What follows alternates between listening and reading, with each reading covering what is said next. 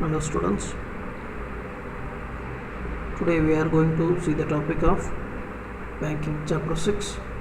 Okay, chapter 6 page number 95.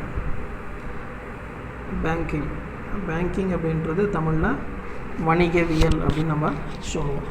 ஓகேங்களா?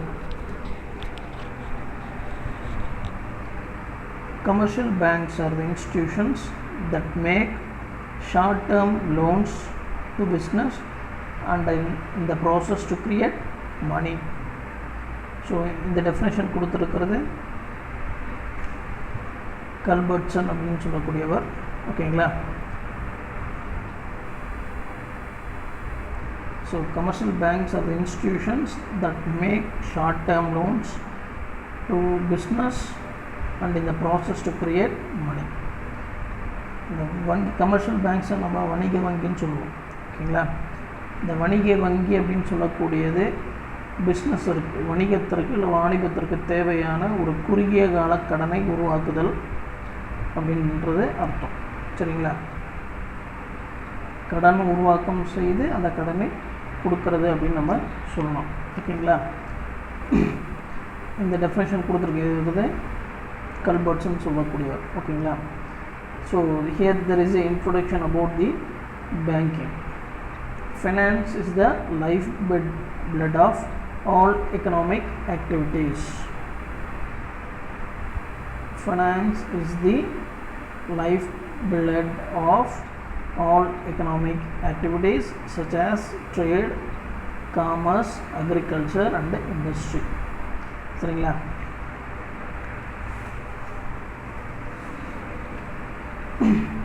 Life பிளட்னு சொன்னால் நமக்கு தேவையான ரத்தம், நம்ம உடம்புக்கு தேவையான ரத்தம் அப்படின்ற மாதிரி இந்த நிதி அப்படின்னு சொல்லக்கூடியது, ஃபைனான்ஸ் அப்படின்னு சொல்லக்கூடிய இந்த நிதி அப்படின்றது ஒவ்வொரு வணிகத்துறைக்கும் ஒரு உயிர் நாடி அப்படின்னு நம்ம சொல்லுவோம். சரிங்களா? A bank is generally understood as an institution which provides fundamental financial service.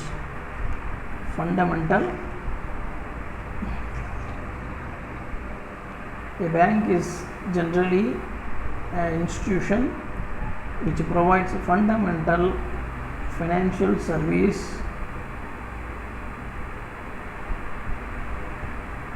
such as deposits and lending loans. ஒரு கமர்ஷியல் பேங்கோட முக்கியமான வேலை அப்படின்னு பார்த்தீங்கன்னா accepting deposit and lending loans. ஓகேங்களா? Banking sector act as a backbone to the modern business. இந்த banking செக்டர்னு சொல்லக்கூடியது மாடர்ன் பிஸ்னஸுக்கு பேக் போன் மாதிரி இருக்குது அப்படின்னு சொல்லியிருக்காங்க. The banking system significantly contributes for the development of any country. Due to the importance in the financial stability of a country, banks are highly regulated in most countries. ஒரு நாட்டோட மேம்பாட்டிற்கு இந்த வங்கி அப்படின்றது, இந்த வங்கி அமைப்பு அப்படின்றது ரொம்ப முக்கியமானது. ஸோ அதனால் எல்லா நாடுகளிலும் இது ஒரு முக்கியமான அங்கமாக செயல்படுத்தப்பட்டு இருக்குது. ஓகேங்களா? The historical development of this banking sector. The Riksbanks of Sweden, which had sprung from a private bank. சரிங்களா? The Riksbank of Sweden சொல்லக்கூடியது ஒரு தனியார் வங்கியிலிருந்து தோன்றியது 1656. Is the oldest central bank in the world. ஒரு தனியார் வங்கியிலிருந்து தோன்றின ஒரு ரிக்ஸ் பேங்க்ஸ் ஆஃப் ஸ்வீடன் சொல்லக்கூடியது is the oldest central bank of the world. இது ஒரு 1 மார்க் கொஷின். ஓகேங்களா? It acquired the sole right of note issue in 1897. It acquired the sole right of note issue in 1897. 1897 பணத்தை வெளியிடுவதற்கான முழு உரிமையை பெற்றது அப்படின்னு சொல்லுவாங்க. சோல் ரைட் அப்படின்னா முழு உரிமை. ஓகேங்களா? But the fundamentals of the art of banking have been developed by the Bank of England as a first bank of issues.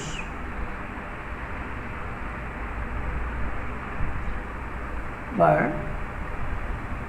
the fundamentals of art of banking have been developed. ஒரு banking அப்படின்னா எப்படி இருக்கணும் அப்படின்ற ஒரு விஷயத்தை bank of England 1864 இல்லையே சொல்லியிருக்கு. அந்த first bank to issue note அப்படின்னு சொல்லியிருக்கு. சரிங்களா, 1864 நோட் இஷ்யூ நடந்திருக்கு பேங்க் ஆஃப் இங்கிலாந்து மூலியமாக. ஏன் large number of central banks were establish between 1921 to 1954. 1921 1954 காலகட்டத்துக்குள்ள அதிகப்படியான மைய வங்கிகள் நாம் சொல்லக்கூடிய சென்ட்ரல் பேங்க்ஸ் உருவாக்கப்பட்டிருக்கு. In compliance with the resolution passed by the International Finance Conference held in Brussels. The resolution passed by the International Finance Corporation held in Brussels in 1920. 1920 பிரசல்ல நடந்த international conference மூலயமாக பன்னாட்டு நிதி மாநாடு அப்படின்னு சொல்லக்கூடிய இந்த இன்டர்நேஷ்னல் கான்ஃபரன்ஸ் மூலயமா நிறைய சென்ட்ரல் பேங்க்ஸ் உருவாக்கப்பட்டிருக்கு. ஓகேங்களா, the South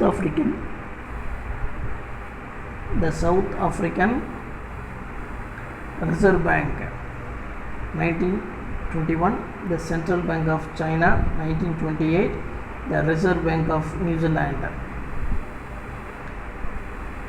1934, the Reserve Bank of India 1935,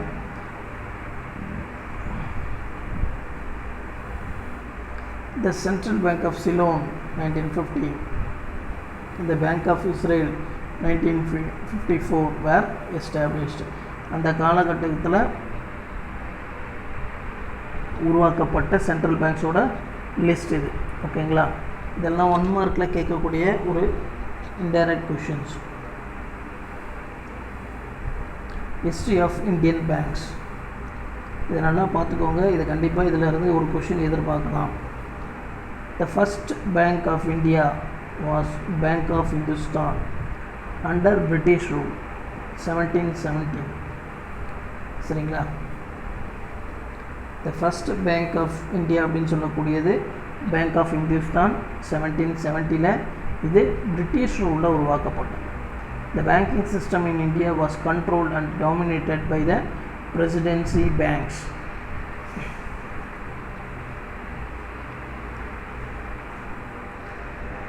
இந்த பேங்கிங் சிஸ்டமை பிரசிடென்சி பேங்க்ஸ் தான் கண்ட்ரோல் பண்ணிகிட்டு இருந்தது. சரிங்களா, there were 3 presidency banks. One is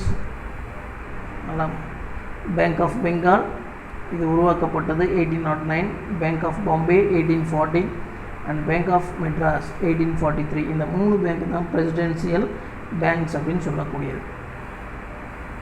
All these 3 banks were merged in 1921 as Imperial Bank of India, okay, and changed into SBI, State Bank of India 1955.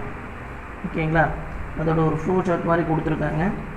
சரிங்களா, இந்த 3 மைய வங்கிகள் சொல்லக்கூடிய 3 பிரசிடென்சி வங்கிகள் bank of Bengal, bank of Bombay, bank of Madras, இது எல்லாத்தையும் ஒன்றா ஒருங்கிணைச்சு 1921 இம்பீரியல் பேங்க் ஆஃப் இந்தியா அப்படின்னு உருவாக்குனாங்க.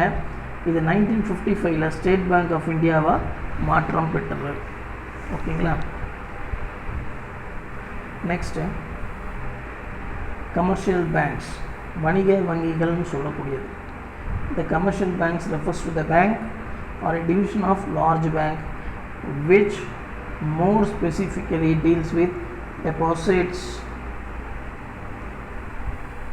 Bank or a division of large bank which specifically deals with deposit and loan service provided to corporation or large mid-size business as opposed to individual members of the public small business.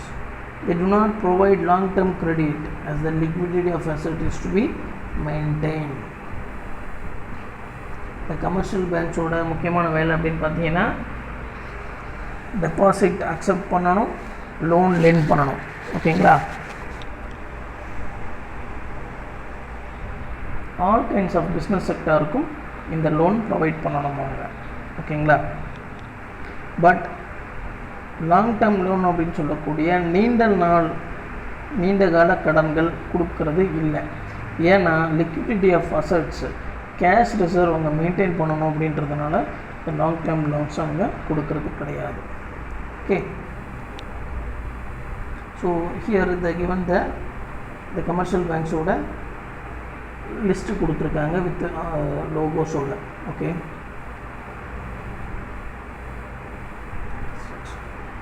now the functions of commercial banks. வணிக வங்கிகளின் பணிகள் அப்படின்னு அர்த்தம். Commercial banks are institutions that conduct business with profit motive. Commercial banks are institutions that conduct business with profit motive by accepting public deposit and lending loans to various investment purpose. ஓகேங்களா? இது முக்கியமான ஒரு note. Profit motive. Commercial bank is conducting a business. அவங்களுக்குள்ளே ஒரு banking business நடந்துகிட்ருக்கு.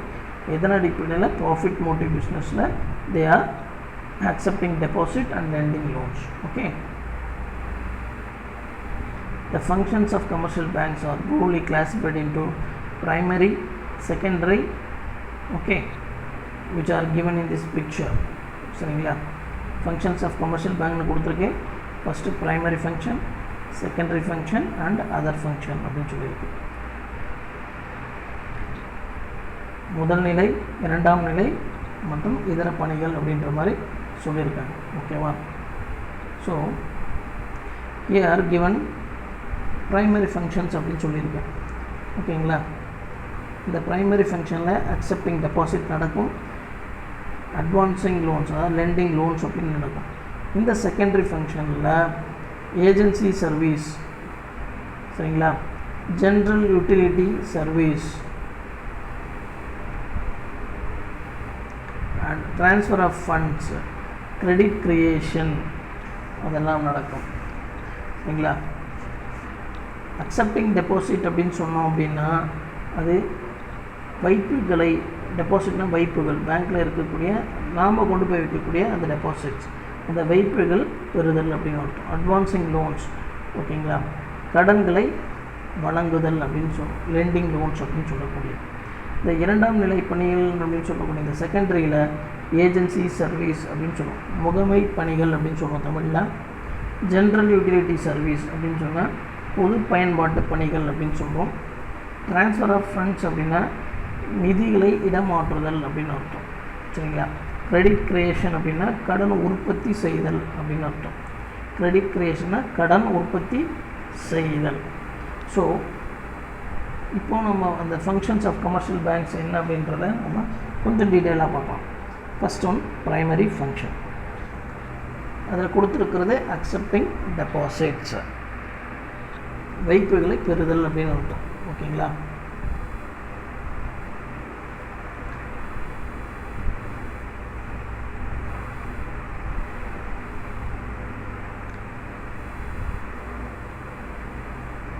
It implies that commercial banks are mainly dependent on public deposits. Commercial banks are mainly dependent on public deposits. ஓகேங்களா? பொதுமக்களால் செலுத்தப்படும் வைப்புகளை ஏற்றுக்கொள்ளுதல் அப்படின்றது இதோட மீனிங். சரிங்களா? இந்த deposits தான் இந்த கமர்ஷியல் பேங்க்ஸ்க்கான ஒரு நிதி ஆதாரம் அப்படின்னு சொல்கிறாங்க. There are two types of deposits which are discussed as அப்படின்னு சொல்லியிருக்கு. ஒன்று டிமாண்ட் டெபாசிட்ஸ், ஓகேங்களா, அதாவது கேட்பு வைப்புகள்னு தமிழில் பேர், கேட்பு வைப்புகள் அப்படின்னு சொல்லக்கூடியது. And second one is time deposits அப்படின்னு சொல்லக்கூடிய கால வைப்புகள் அப்படின்னு அர்த்தம். ஓகேங்களா?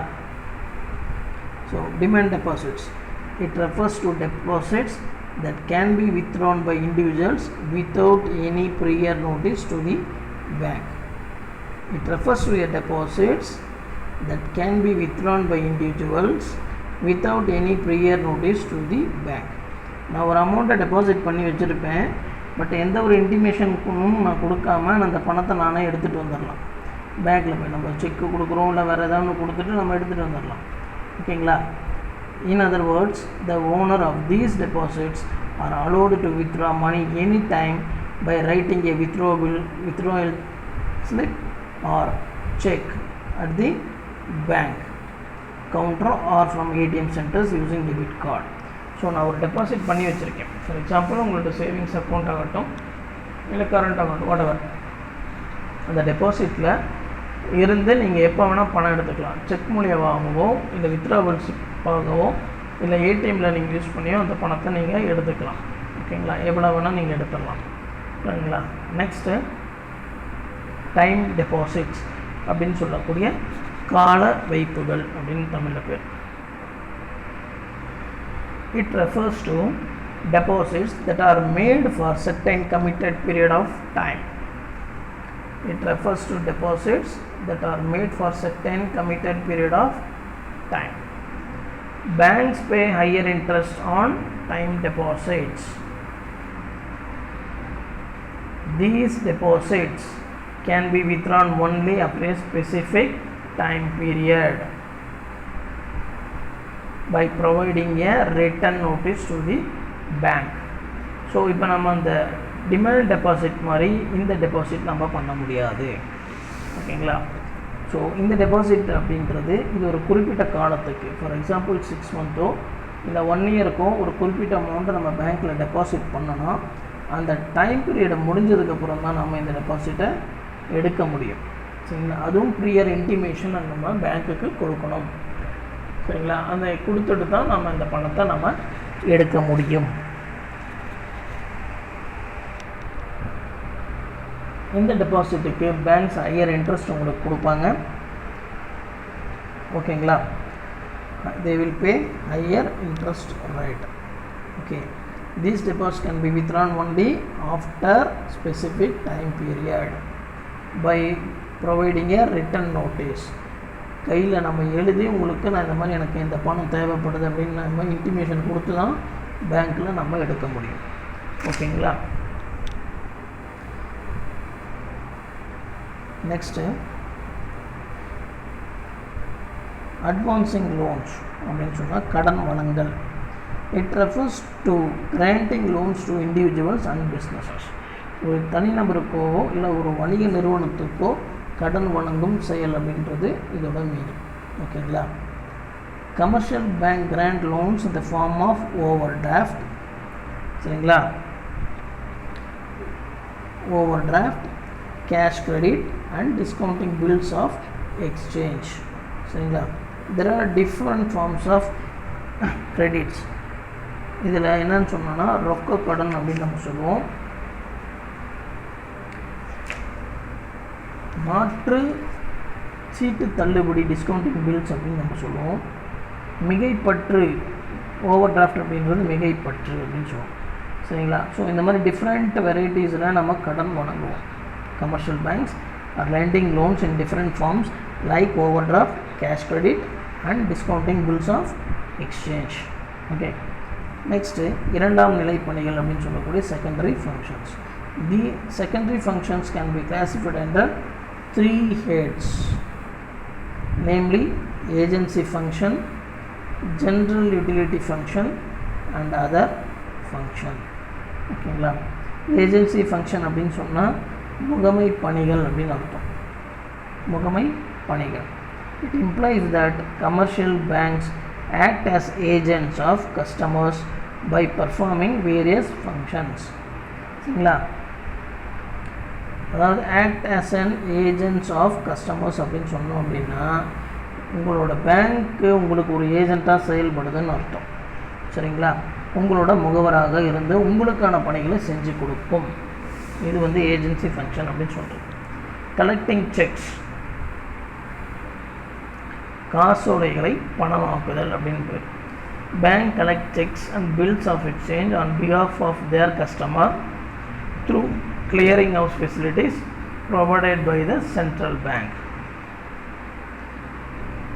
மைய வங்கியால் ப்ரொவைட் பண்ணியிருக்கக்கூடிய கிளியரிங் ஹவுஸ் ஃபெசிலிட்டி மூலயமாக உங்களுக்கான செக்ஸ், சரிங்களா, நீங்கள் உங்களுக்கு உங்களோட கஸ்டமர் யாராவது ஒரு செக் கொடுத்துருப்பாங்க, அந்த செக்கை உங்களுக்காக உங்கள் பேங்க்கு அவங்களோட பேங்க்கில் டெபாசிட் பண்ணி அந்த அமௌண்ட்டை உங்கள் அக்கௌண்ட்டுக்கு ட்ரான்ஸ்ஃபர் பண்ணி கொடுப்பாங்க. இது வந்து கலெக்ஷன் ஆஃப் செக்ஸ் அப்படின்றக்கூடிய ஒரு செயல். ஓகேங்களா. நெக்ஸ்ட்டு கலெக்டிங் இன்கம், வருமானத்தை பெறுதல் அப்படின்னு சொல்லி. Commercial banks collect dividends, pension, salaries, rents and interest on investments on behalf of their customers. A credit voucher is sent to the customers for information when any income is collected by the bank. உங்களோட சம்பளம், உங்களோட pension, இந்த மாதிரி எந்த ஒரு விஷயமாக இருந்தாலும் பேங்க்கு உங்களுக்கு அந்த சேவையை செஞ்சு கொடுக்கும். சரிங்களா. உங்களோட சம்பளத்தை வாங்கி கொடுக்கும். அதாவது எப்படின்னா, உங்களோட கம்பெனியிலேருந்து உங்கள் அக்கௌண்ட்டுக்கு ஒரு அமௌண்ட்டு ட்ரான்ஸ்ஃபர் பண்ணியிருக்காங்க அப்படின்னா அந்த அமௌண்ட்டை ரிசீவ் பண்ணி உங்கள் அக்கௌண்ட்டில் கிரெடிட் வைக்கிறது இந்த பேங்க்கோட வேலை. ஓகேங்களா. ஸோ அந்த அடிப்படையில் தான் உங்களுக்கு உங்களோட வருமானத்தை பெற்றுத்தருதல் அப்படின்னு பேர். Paying expenses. Commercial banks make their payments of various obligations of customers such as telephone bills, insurance premium, school fees, rent, etc. Similar to credit voucher, a debit voucher is sent to the customers for information.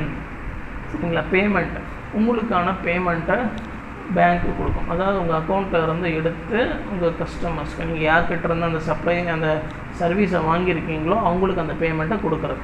சரிங்களா. நீங்கள் நீங்கள் செக்கு கொடுத்துருக்கலாம், இல்லை stand by order கொடுத்துருக்கலாம், what ever it is. சரிங்களா. So அதெல்லாம் நீங்கள் கொடுக்கும்போது அந்த வேலையை பேங்க் உங்களுக்காக செய்யும். ஏன்னா ஃபார் எக்ஸாம்பிள் உங்களோட ரெண்ட்டு, டெலிஃபோன் பில்லு அண்டு இப்போ இருக்கக்கூடிய ரீசார்ஜ் ஃபெசிலிட்டிஸ் இதெல்லாமே. ஓகேங்களா. Next general utility functions,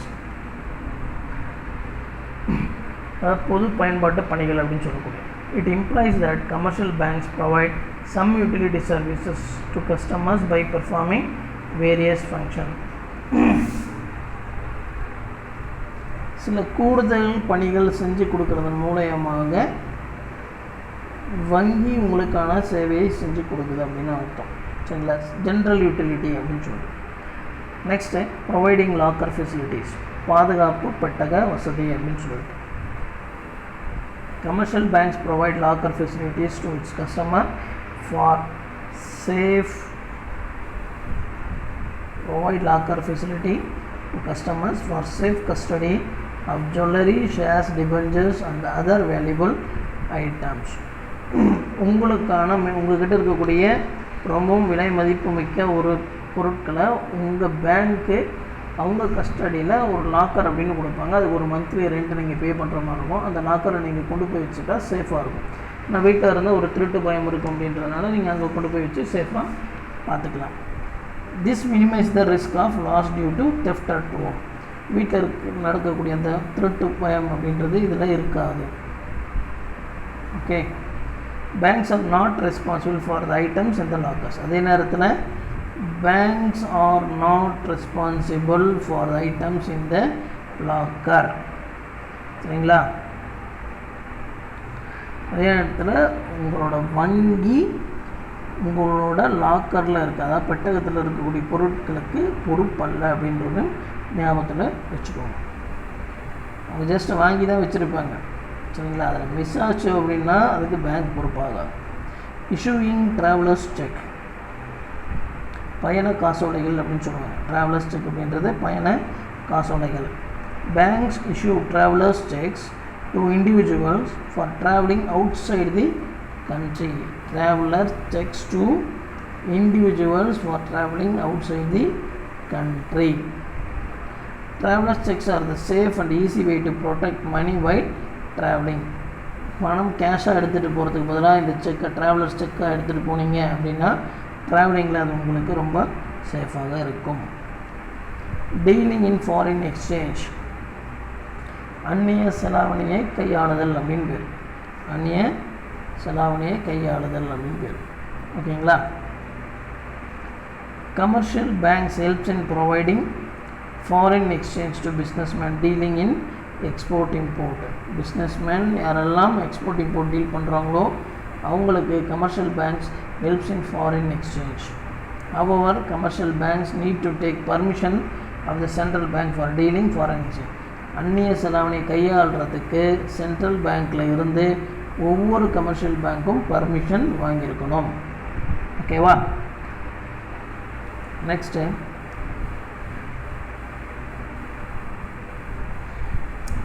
transferring funds.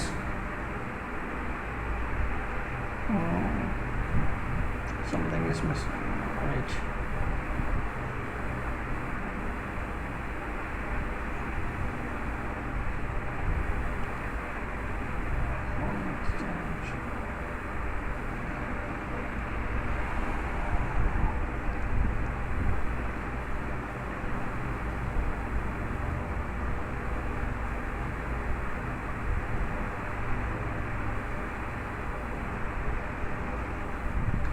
It refers to transferring the funds from one bank to another. Funds are transferred by means of draft, telephonic transfer and electronic transfer. ஒரு பேங்க்கில் இருந்து இன்னொரு பேங்க்குக்கு fund transfer பண்ணக்கூடிய அந்த system தான் transferring of funds அப்படின்னு சொல்கிறோம். இந்த ட்ரான்ஸ்ஃபர் எந்த மோடில் வேணால் இருக்கலாம். பை டிராஃப்டாக இருக்கலாம், இல்லை டெலிஃபோன் ட்ரான்ஸ்ஃபராக இருக்கலாம், இல்லை எலக்ட்ரானிக் ட்ரான்ஸ்ஃபராக இருக்கலாம், whatever it may be. Okay. Next letter of credit, எல்சின்னு சொல்லக்கூடிய letter of credit.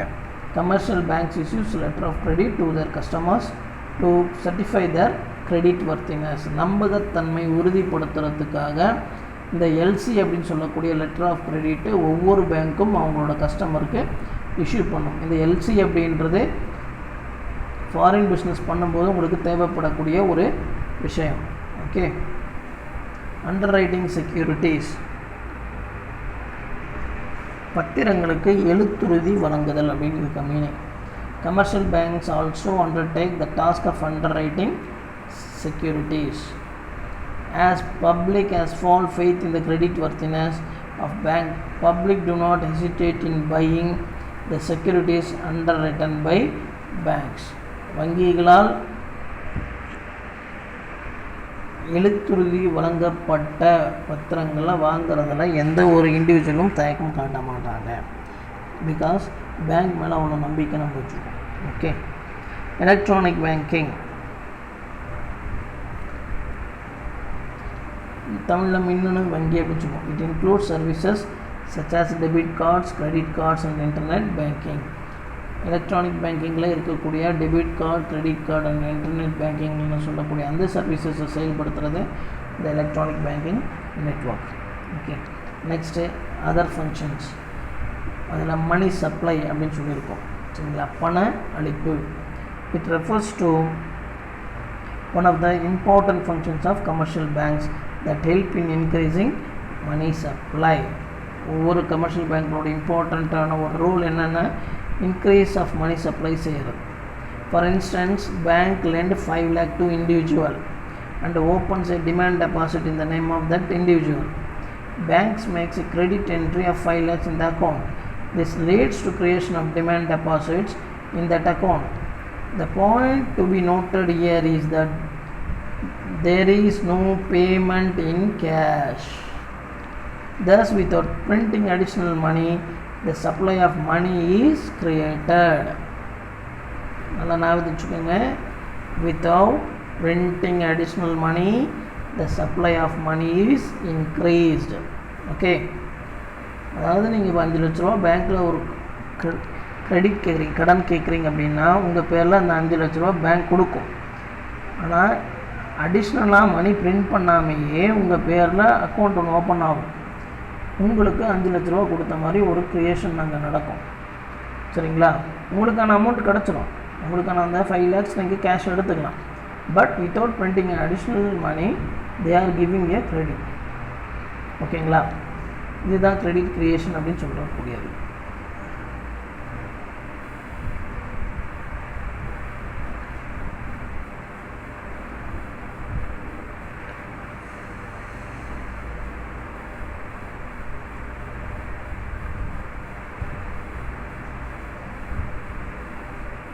Now credit creation. Credit creation means the multiplication of loans and advances. Multiplication of loans and advances. கடன் உருவாக்கம்.